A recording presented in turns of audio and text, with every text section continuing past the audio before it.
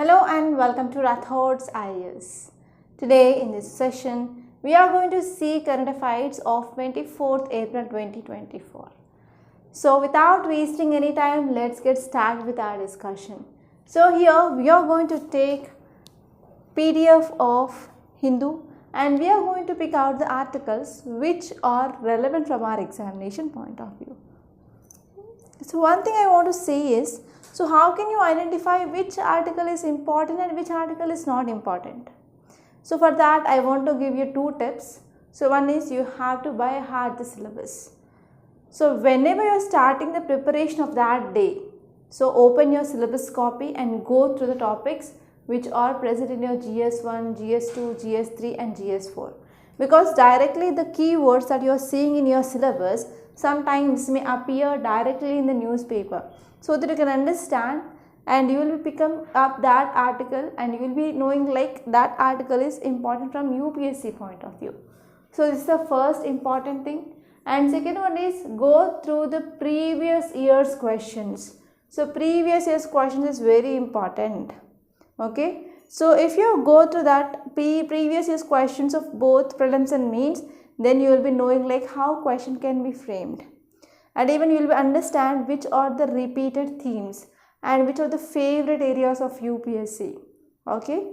So now let's get started and let us see the front page. So this is front page and there is one article which is important. So title is Government Should Act on FMCG Firms Using Misleading Ads, says Supreme Court. So here I found there are two important keywords. So first one is FMCG, that is fast moving consumer goods, and next one is misleading ads. So these are the two keywords that I find which are very important from your examination point of view. And this article is important from polity point of view and from health point of view and even from your GS paper 3 economy point of view.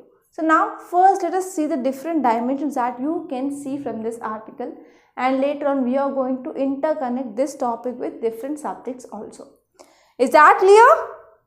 Yes. Now let us see FMCG, fast moving consumer goods. This is the first keyword, and next one is misleading ads.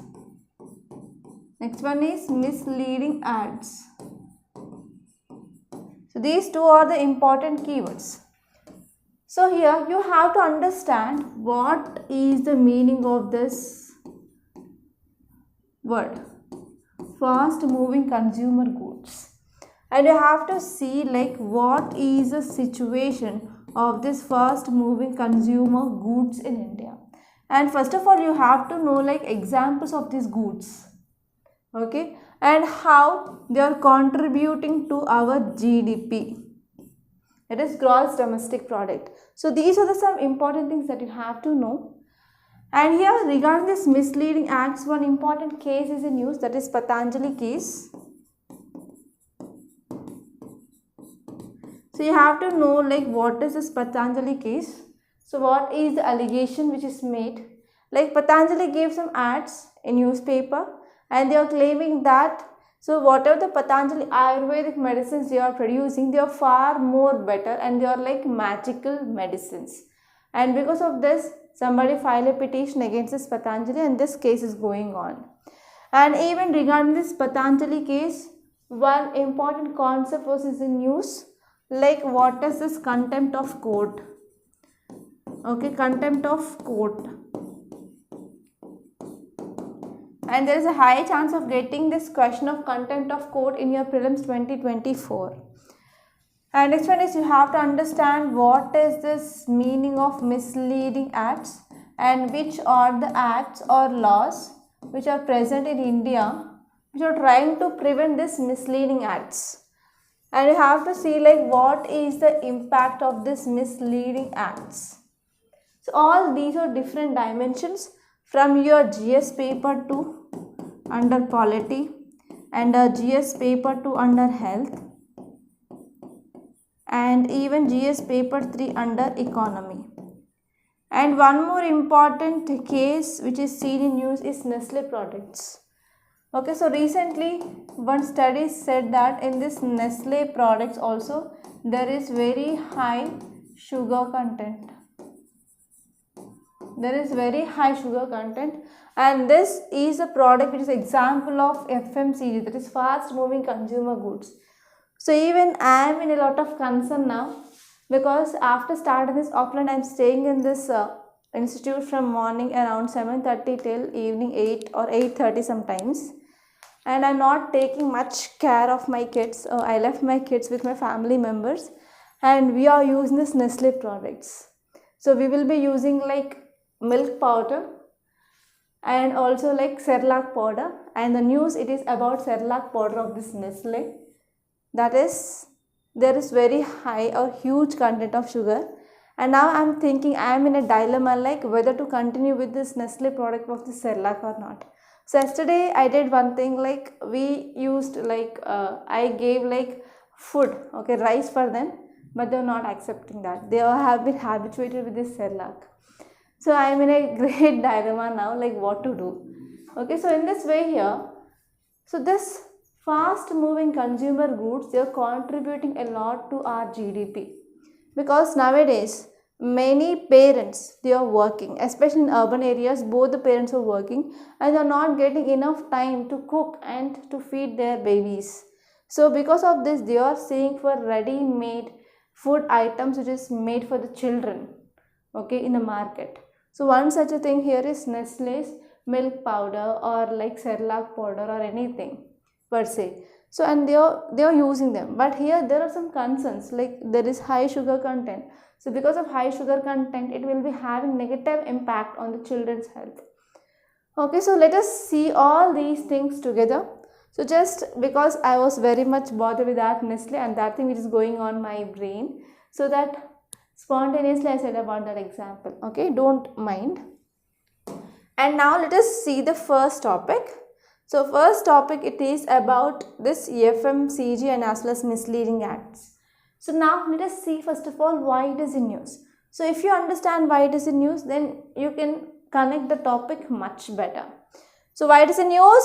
Supreme Court. Supreme Court is the top court of our country. So if you're talking about judiciary, we are having 3-tier judiciary, like Supreme Court, High Court and lower courts or district courts, or we can call them as even subordinate courts. So apex court in our country, that is top court in our country, is Supreme Court, and the highest court in state is High Court, and the lower level we have this district courts. So in this district courts we have criminal courts and we have civil courts again. Okay, there is a classification. And there is a high chance of getting question regarding this judiciary in your prelims. Okay, so please focus on this chapter in your Lakshmikant and thoroughly read Supreme Court, High Court and District Courts for sure. So here Supreme Court said center that it should activate itself against fast moving consumer good companies if they employ misleading advertisements. So if these fast moving consumer goods, they are going for misleading advertisement, your central government should activate or should act against them immediately about their products to target consumers, especially family with babies and school children. Because actually if you go to any supermarket, there will be one trick. I don't know whether you have observed it or not. So if you are going to D-Mart or any other supermarket per se, so I found this, it is as a marketing strategy, like whatever the items that is used by children, like biscuit packets or like chips packets or chocolates, that they will be arranged in the down stores, okay, down lanes, because children they can easily pick up them, so that the sales of that will be increased. So this is one marketing strategy that is mainly used by some supermarkets. So here especially this fast moving consumer goods, so they will be used by the parents who are having the babies or even children, okay, for example Lays or chips or any biscuit packets or any cake products, etc. Okay, they comes under this fast moving consumer goods. So now what center said is, so here Supreme Court directed this central government that whenever there is any misleading advertisements regarding this fast moving consumer goods, okay, regarding this fast moving consumer goods, then what have to do? So central government need to activate itself as fast as possible, because they are affecting the families who are having babies and as well as school children. And even you can see like Boost, Horlicks. So after seeing the advertisements only, so children, they will be coming to know like I have to drink this Boost because Boost is secret of mind energy. So like that there will be some ads, right? So here Supreme Court said that if there is any misleading advertisement, central government need to activate as soon as possible. And if you see some more details here, court voiced its concern about the recent reports which said that there is very high sugar content in this Nestle baby food products which are sold in India, not only India, but even Nestle food products are also sold in other countries like Africa and Latin American countries also. So on all these Nestle baby food products, so there is high sugar content. So Nestle, there are different brands it is providing, like a milk powder will be provided in the Nan Pro and also like lactogen, okay, like that. Okay, and even Cerelac, in that Cerelac there are different stages and different flavors. Okay, so in all those things there is very high sugar content, so which is a thing which said by recent reports. So Union Consumer Affairs Ministry asked FSSAI, that is Food Safety and Standards Authority, to investigate the allegations against leading FMCGs. So actually these products which are given to the baby, so they are highly sold in India. Yes, it's true. So in my family, if you take for example me itself, I have two children who are of recently they completed their 10 months and they entered into 11th month. And we will be using one milk powder packet, it will be for just 2 days, and if they are not eating food, means they will be completing that one milk powder packet within a day. And even like Cerelac packet, one Cerelac packet per a day. So there will be like, they are like vastly, so they contribute a lot to our GDP. So they are having very demand for this fast moving consumer goods in India. And if you are talking about this fast moving consumer goods, so they can be defined as like they are packaged goods and they are consumed or sold at a regular and small intervals. Especially households and personal care products accounts for 50% of the sales in this FMCG industry. Okay, so what are the goods include like household materials and as well as personal care products. So they will be comes under this FMCG industry, and especially healthcare accounts like 31 to 32%, and food and beverage accounts for around 19%. And next one is, so this is the fourth largest sector in our Indian economy. See the contribution to our Indian economy. So they are like fourth largest sector in our Indian economy. And it provides even lots of employment, around 3 million people, and they account for approximately 5% of total factory employment in India. So out of this total factory employment, 5% of employment which is coming from this sector itself. And it is an important contributor to our India's GDP growth also, because it is generating employment, it is also contributing a lot to our economy. And what are the challenges in this fast moving consumer goods? So first one is there is high inflation. So I don't know whether you will believe or not. So I started giving this Nan Pro, okay, Nan Pro for my kids. So after they got birth, so after they came to this world, so they were kept in ICU, and on that day onwards we started giving this Nan Pro, okay, in ICU of them. So till now, so from that day, from the day they born, like on June 8th they born, so it is around 11 months. So in these 11 months, the price of that milk powder had been increased a lot. So at the time the first powder we bought, it was around 725 rupees. Now it is like 875 rupees. Okay, you can see like how there is increasing of price of this same milk powder is happening. So there is a very high inflation. Okay, so here domestic FMCG industry is hit hard by inflation levels. Okay, and even what happened, especially rural markets, they continue to witness a slower growth compared to the urban markets, because in rural areas they will be not using like ready-made food for the children, so they will be preparing the food and they will be giving.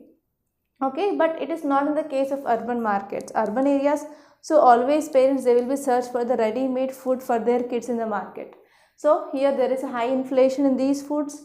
And next one is counterfeiting. So distribution centers, retail outlets and third-party logistics providers, they are most vulnerable to infiltration of counterfeit products. Like there are some fake products also can be seen in the market. And next one is there is poor supply. There is poor supply chain infrastructure. So even for these products there is lack of storage and there is lack of proper transport facilities. So with all these things, there is increasing of cost of raw materials is happening. So it is one of the important challenge. And apart from that, here there is large geographical expanse. Large states like Madhya Pradesh present a problem of large distances between two adjacent markets. Okay, so because of this, what happened? So it is also an important challenge. So these are the challenges in this fast moving consumer goods. And now let us see what is this meaning of misleading advertisement. So this is a second keyword, right? So we have to see what is this misleading advertisement also, because there is a high chance of getting your mains question regarding this misleading advertisements in your UPSC 2024 for sure. So what exactly the meaning of this misleading advertisement?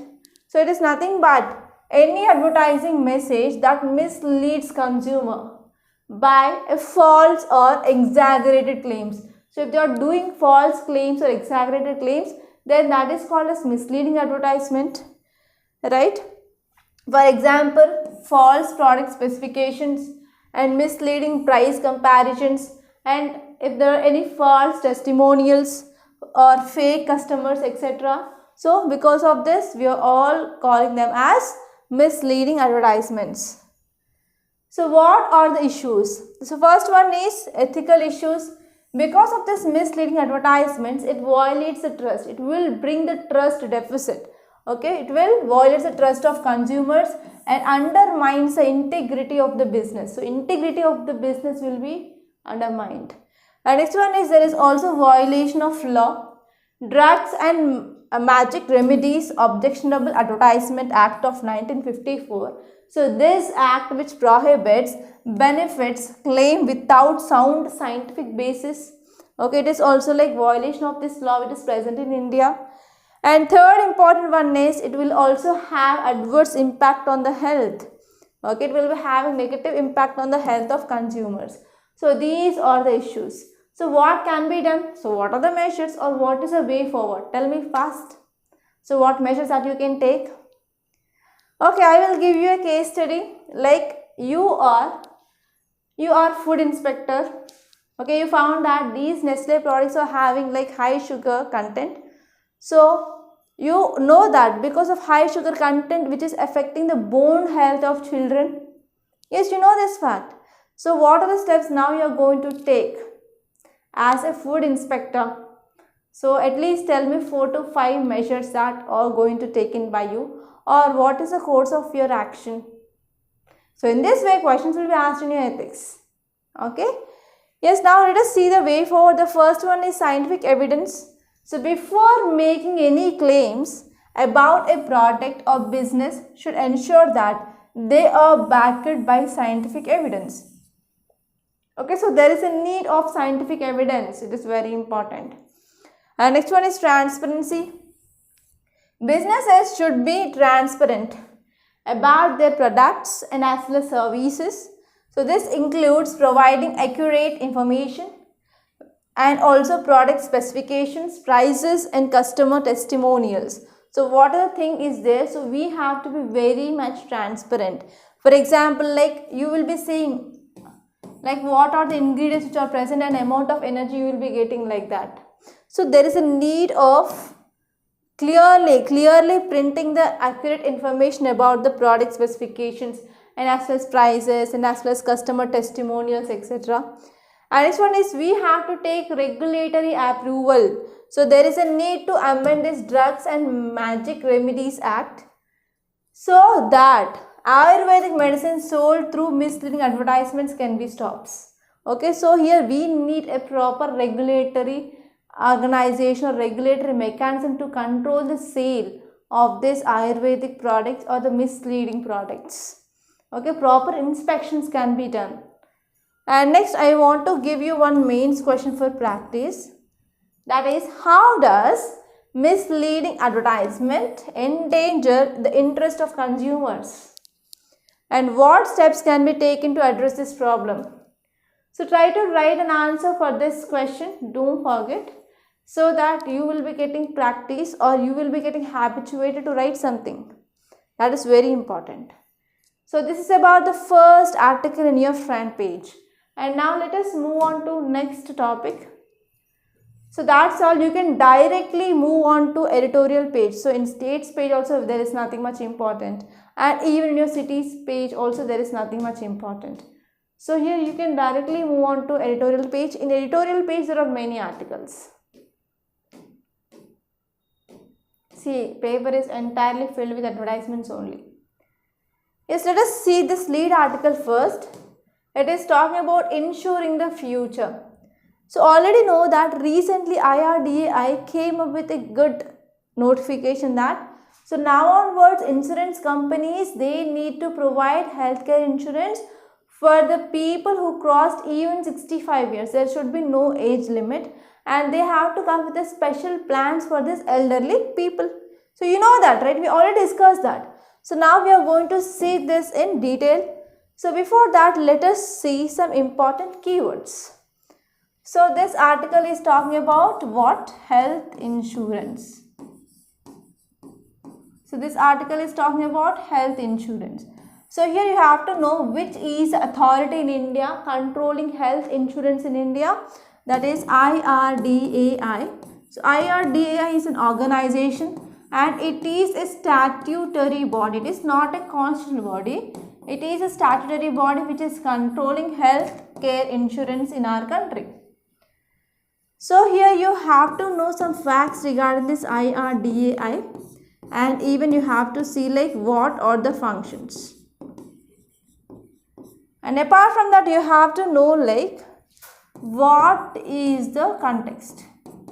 Context is nothing but even for more than 65 years also there is a need of health insurance because they are elderly people. So elderly people, they have like additional health issues, like because of increasing of age, so the cells which are present in our body, they are becoming old, they are becoming weak. So because of this, there is a very high chance of getting NCDs, non-communicable diseases in this elderly people. So even though actually what happened, these elderly people, they are facing lots and lots of issues today. Okay, so I also have my grandpa, okay, till now. So last year I lost my grandma, but I have grandpa. So he is also very elderly and he had surgery to his leg thrice, but even though he was very strong and even he walks now, but he is having some NCDs, like for example he is facing the diabetes mellitus and as well as hypertension. So these two he is having, but he was like strong enough to walk, even he is in around 90s now. So he had surgeries 3 times to his legs, and in his 2 legs they have rods. But even though he was very strong enough, so his willpower is very, very strong. Okay, so here even my grandpa will be getting pension. Okay, he is not having any health insurance. So I want to share one tragic story of my grandpa, so that you will understand like why these people, they need health insurance. I was like strongly proponent of this health insurance for the people who cross the 65 years of age. Because earlier I used to think like why these old age people, they are not having health insurance policy anywhere. Because my grandpa have 2 sons and 1 daughter. Unfortunately, both of the sons were died.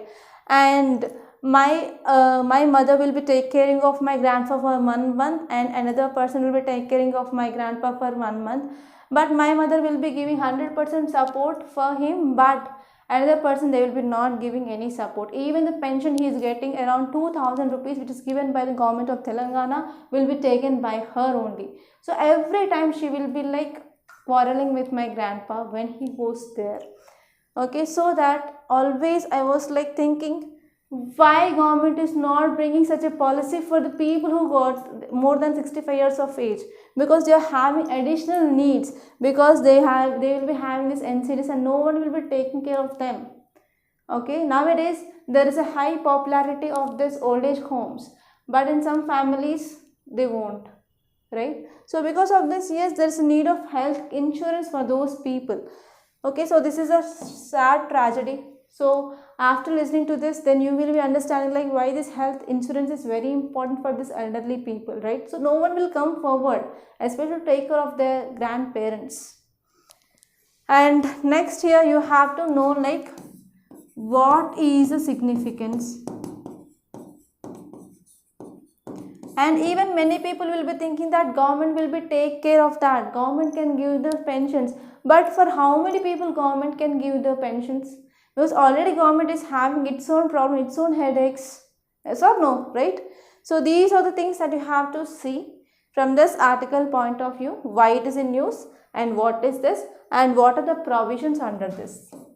What are the provisions? And you have to know like about this organization which is controlling or which is regulating health insurance in our country. And this topic is important from your GS paper 2 under governance, and you can expect both prelims and also mains topic from this article. And we are going to see from both these sides. Okay, why it is in news? Because recently IRDAI, that is Insurance Regulatory and Development Authority of India. So IRDA, that is Insurance Regulatory Development Authority of India, which has removed age limit for purchasing and any health policy. So for purchasing health policy here, it had been removed the age limit. Earlier it is like who are below the 65 years of age, they can purchase this health policy. Now this age limit has been removed. So it will be coming into effect from April 1st onwards. So if we are talking about the details regarding health insurance sector in India, so here India's insurance industry is one of the premium sectors, and we are seeing like upward growth in this insurance sector in India. And India is the 5th largest life insurance market in the world's emerging insurance market. So in emerging markets of insurance, so India is having the place that is 5th largest market of insurance, and it is growing at a rate of 30 to 34% each year. Every year we are seeing like upward growth. So upward growth of around 32 to 34%.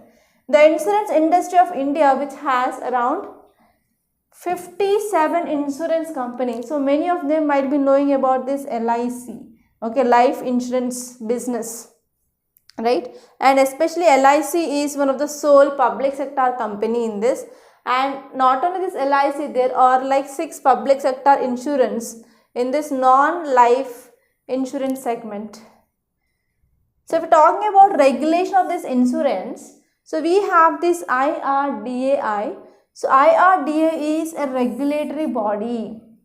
So what will it do? Like it will be overseeing and it will be regulating the insurance sector in our country, and even it ensures that insurance companies, they comply with regulations, and they will be also protecting the policy holders and as well as maintain the stability of insurance market in India.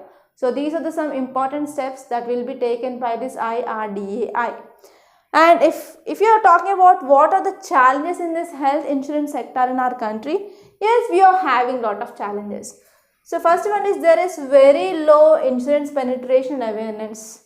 So here many of them in our country, they are not knowing about this insurance policies and what are the awareness is there. So awareness is very low in India. So despite the increasing of awareness, so even many companies they are giving advertisements in papers and as well as news channels and also television media also. So even though there is increasing of awareness about this financial planning, insurance penetration is remaining very low in India. Okay, so we have only like 4% of insurance policies, and even many people they are unaware about the importance of insurance and what are the benefits that they are going to get. So because of this, what happened, there are huge amount or large amount of uninsured population in India. And second one is distribution of Distribution challenges. So there is very limited access to insurance products and service in rural areas and as well as remote areas.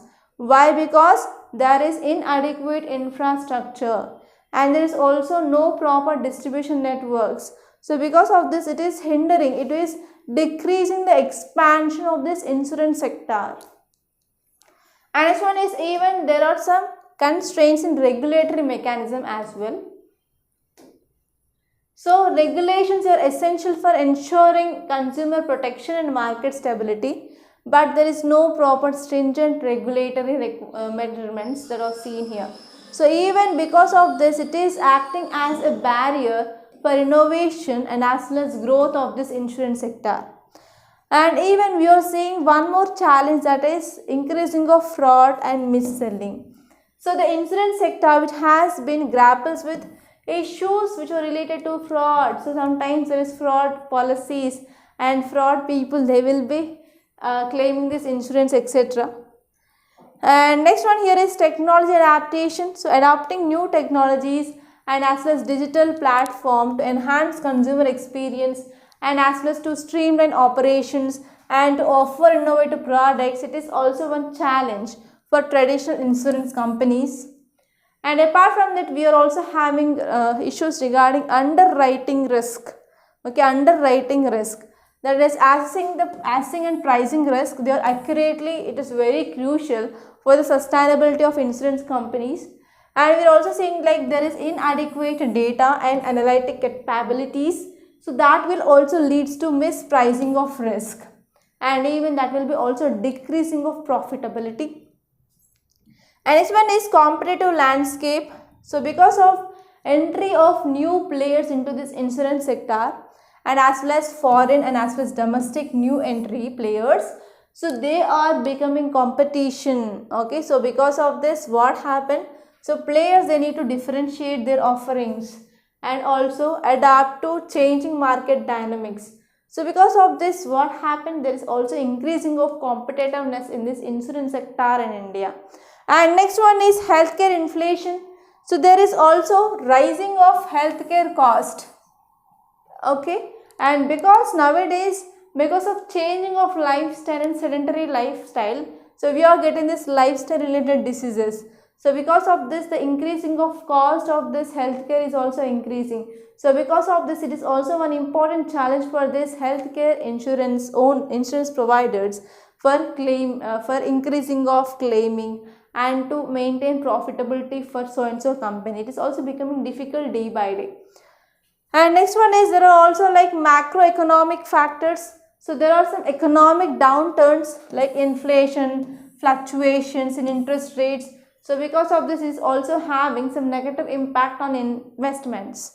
Okay, so investments profitability. And next one is the product innovation and customization. So developing customized and innovative insurance products, so that will also cater the diverse needs of consumers. So because of this, affordability is also mattering and also accessibility is also important matter, and even maintain the profit of that so and so company is also an important matter. Okay, so these are some important things that you have to remember regarding this topic. And now let us go to newspaper.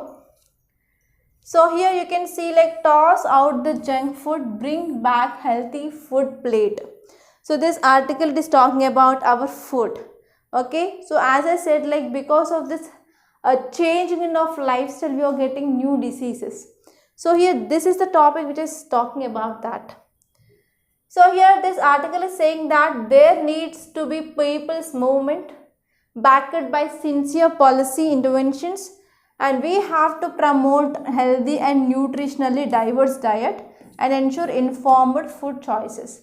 So this article I can connect to Eat Right movement. Okay, we can connect to Eat Right movement.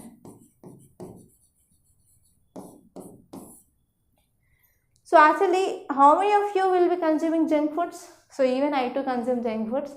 Like one of my favorite is sandwich and veg manchuria. So here this article is saying that why we are having like new diseases, because of changing in the dietary habits.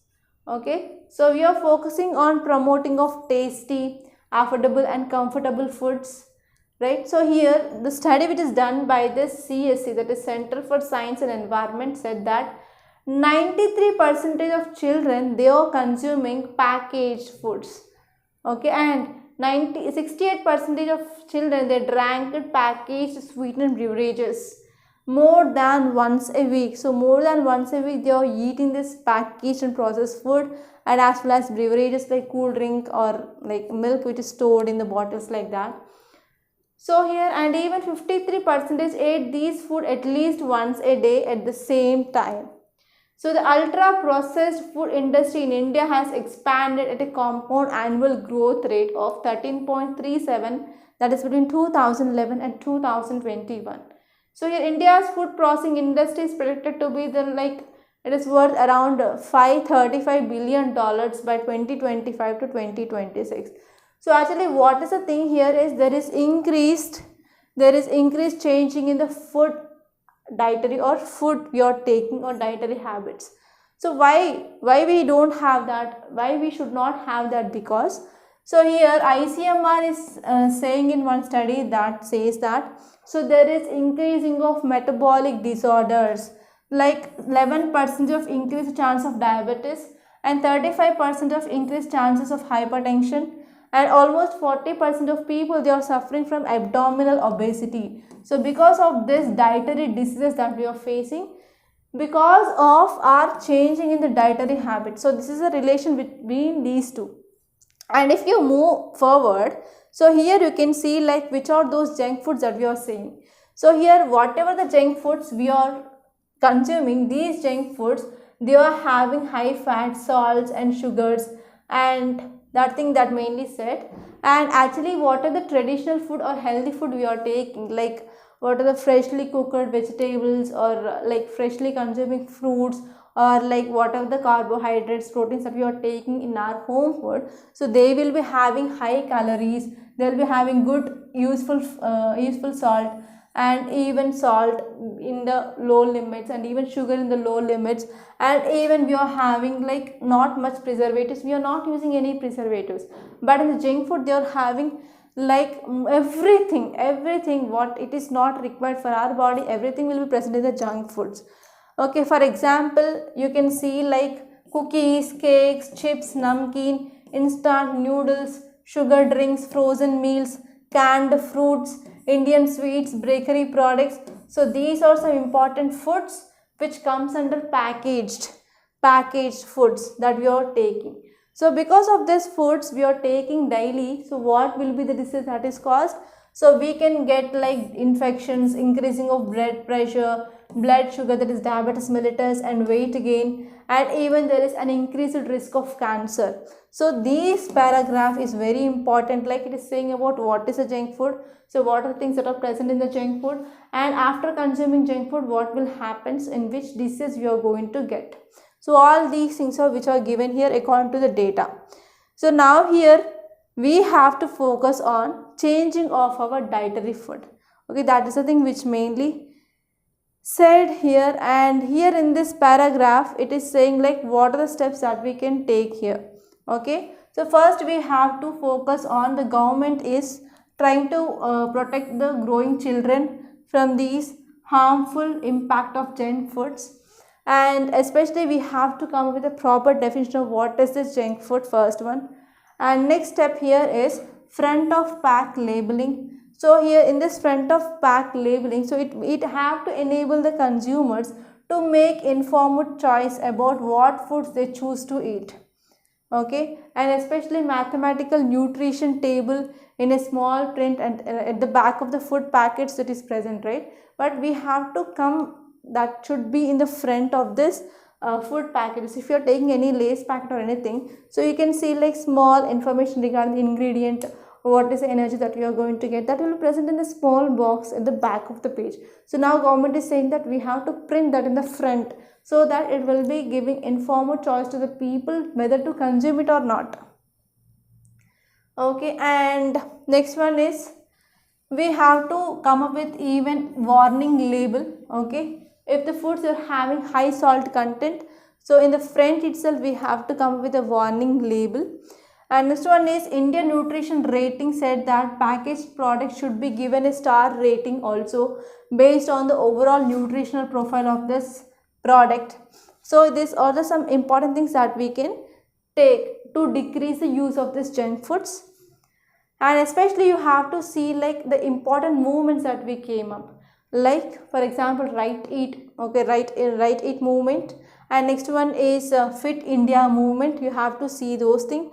And even Government of India came up with this Portion 2.0. We are focusing on promoting healthy foods, because right to health, it is part of Article 21 of our Indian Constitution. So we have to take like good food which is nutritious rather than this junk food which is harmful to our health. So all these things are which are given here. That's it. Okay.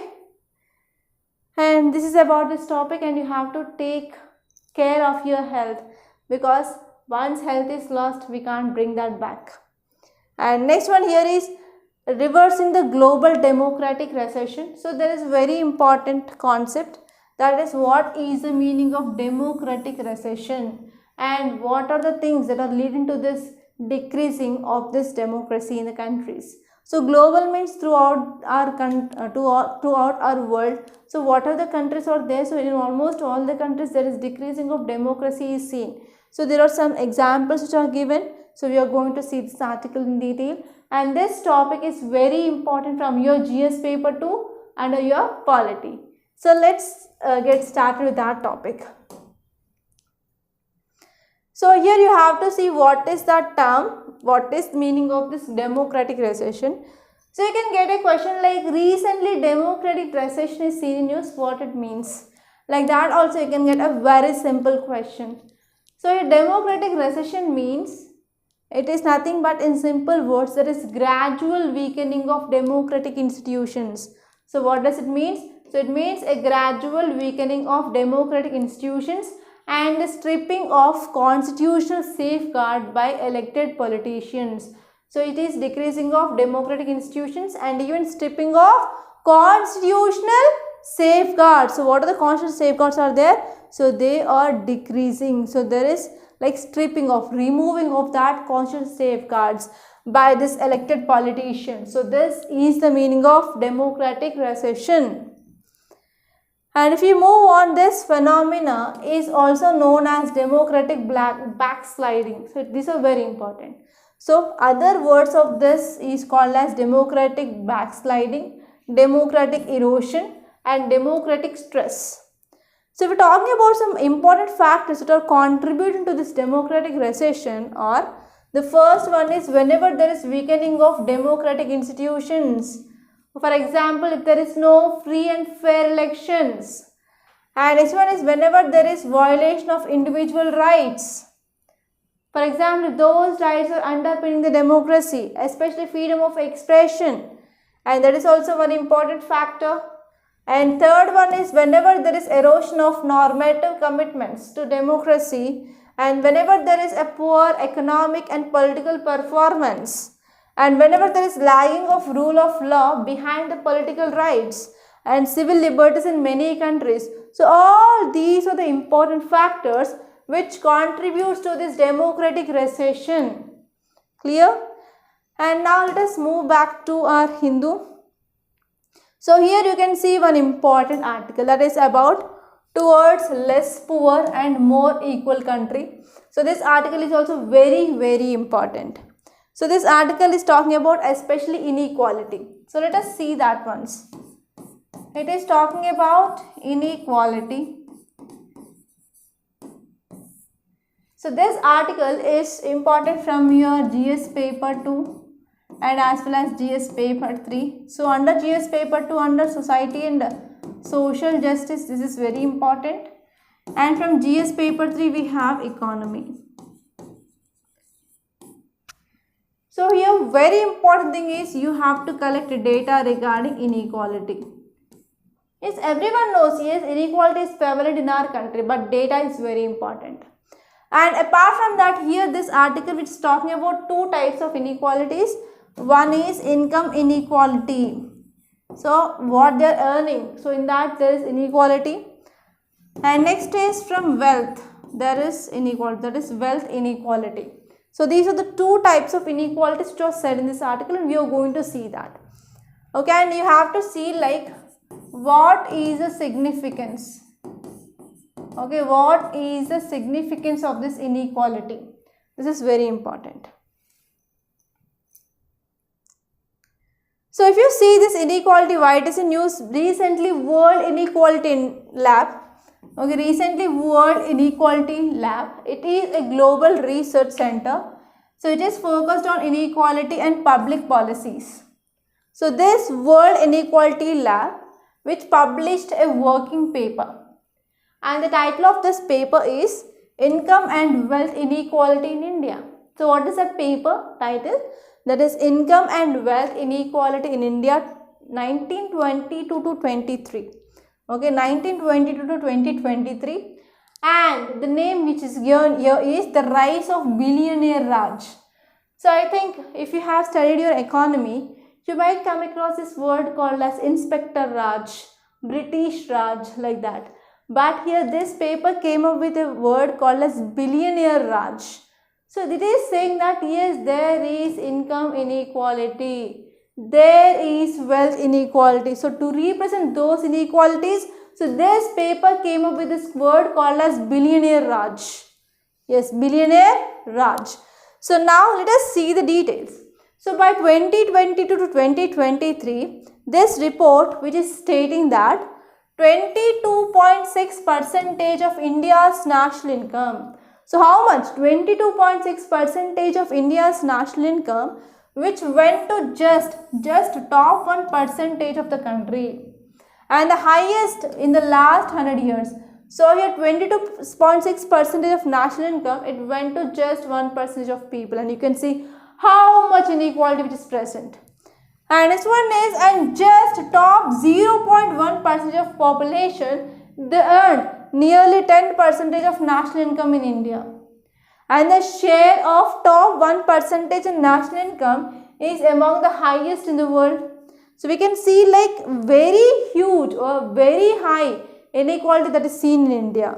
And if you see in terms of wealth inequality, so wealth is nothing but accumulation of the money.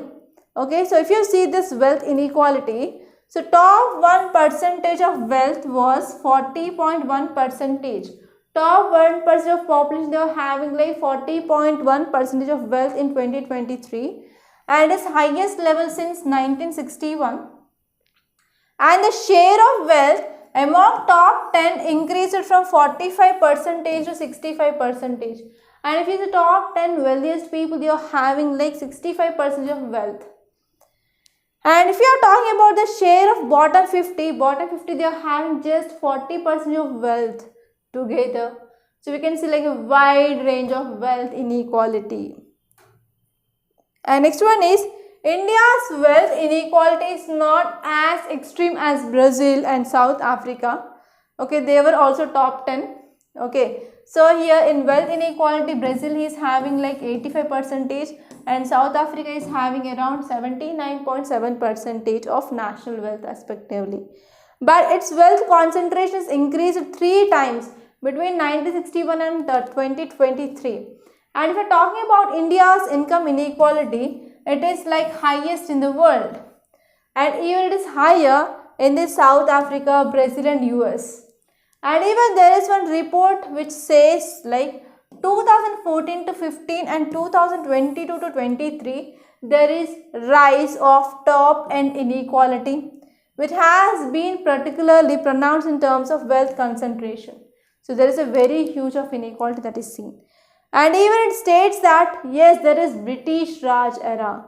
So British Raj, which is headed by India's modern boroughs, is now more unequal than British Raj headed by colonial forces. So during this British forces, we had this British Raj, but this period it is more than comparative of British Raj. People are accumulating wealth like anything. And the twin objectives of this high economic growth and reduction of inequality can only be achieved with improvements in human development and as well as poverty reduction. So we are focusing on human development, we are focusing on poverty reduction, especially through these methods, even China and Vietnam, they fall out. Okay, and next one here is, at the national level, states they sustained high growth over 3 decades. They were relatively advanced in human development. So here, yes, income inequality is present and wealth inequality is present, but we have to focus on human development. So with these human developments, only this income inequality and wealth inequality had been reduced by this Vietnam and China. And at the national level, states they sustained high growth over the 3 decades and they were relatively advanced in human development.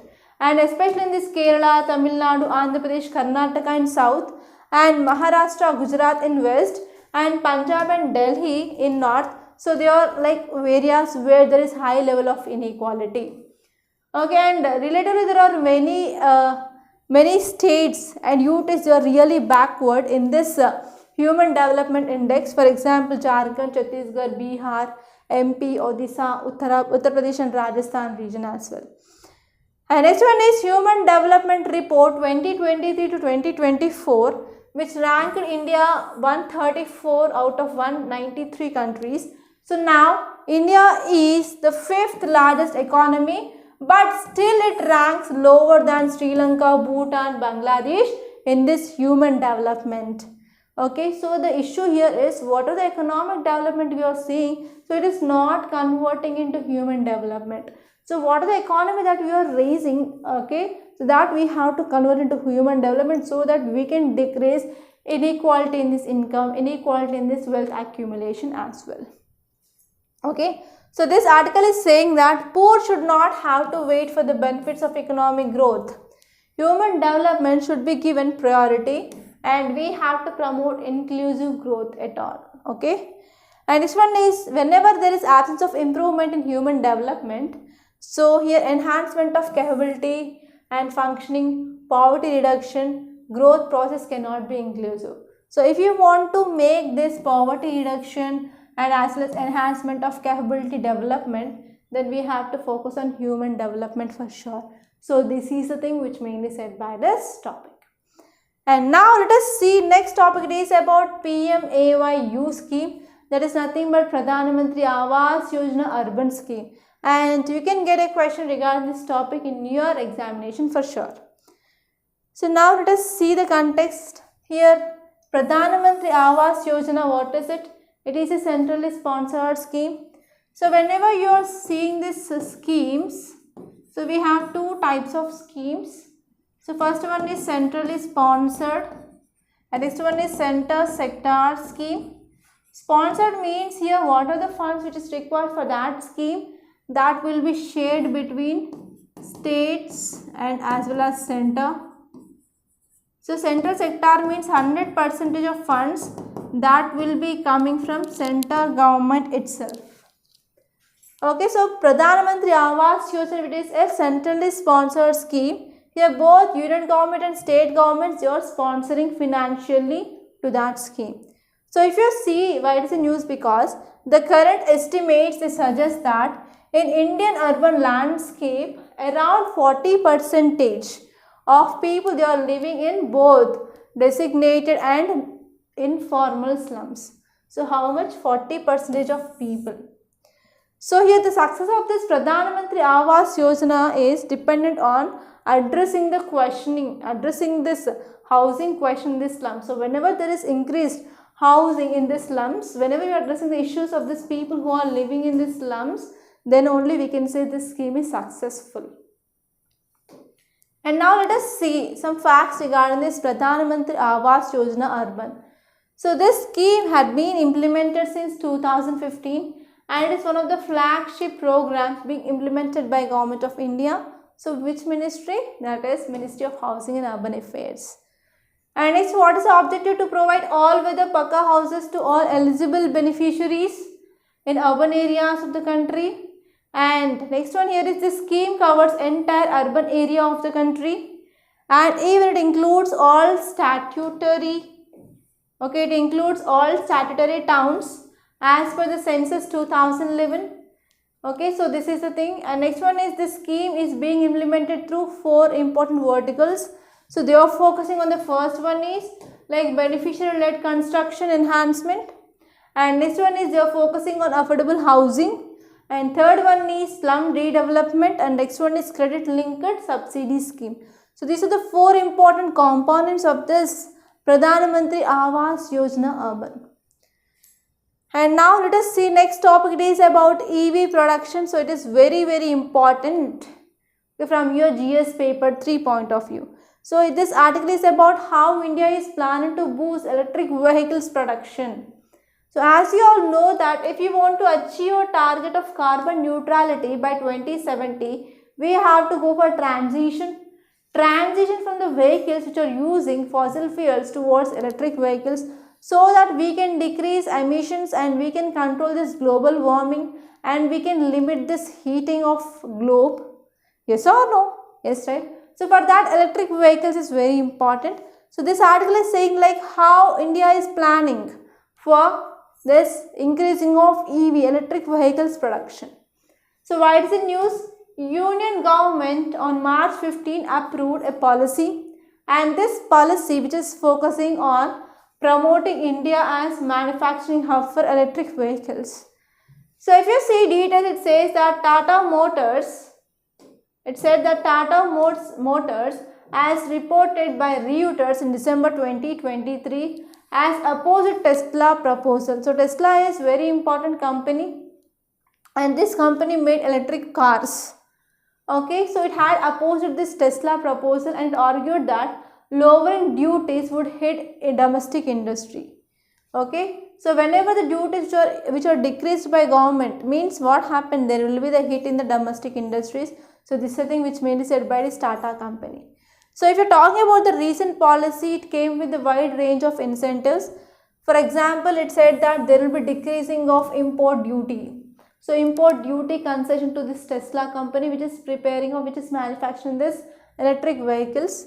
So that it said that it is going to impact negatively on these domestic industries.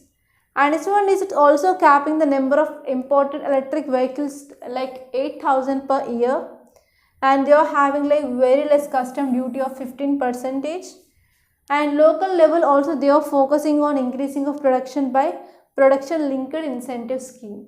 Okay, so these are some important things that you have to see. And now I want to make a small announcement. Here we in Rathods IAS, we came up with this 50% free refund policy with a written agreement. Okay, for what? So if you are taking admission for your offline GS, so we will helpful to you in throughout your journey. Like we will be helping you throughout your journey from prelims, mains, interview part also. So even if you are not clearing your prelims, then we are going to refund 50% of amount that you paid for GS. So why we are that much confident? Because of the plan we had. So we are going to have daily 5 hours of classes and 5 hours of study hours. Okay, 5 study hours and 5 hours of regular classes. And you are going to stay in institute for 10 hours for next 1 year. And you will be having vigorous practice of questions of prelims and mains. And even the classes will be interactive sessions that will be helpful for your interview guidance. Okay, so here whatever we are discussing, that will be from basic to advanced level. So we are going to cover 100% of your syllabus with previous questions, and you will be having daily practice of around 10,000 PYQs of UPSC examinations, and NCERTs will be covered, and whatever the answers you are writing, there is evaluation of your mains answer. And we are also focusing on contemporary issues of 2 years, and even you are focusing exclusively on your CSAT, and as well as study material we are providing will be like a value addition, and even we are going to give you like weekly and monthly compilations of your current affairs. So in this way we are exclusively focusing on what is required for your UPSC, and we will be helping you throughout your preparation.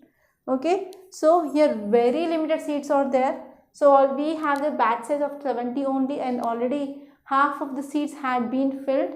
And if you want to take admission, so please call us on this number 8074765513.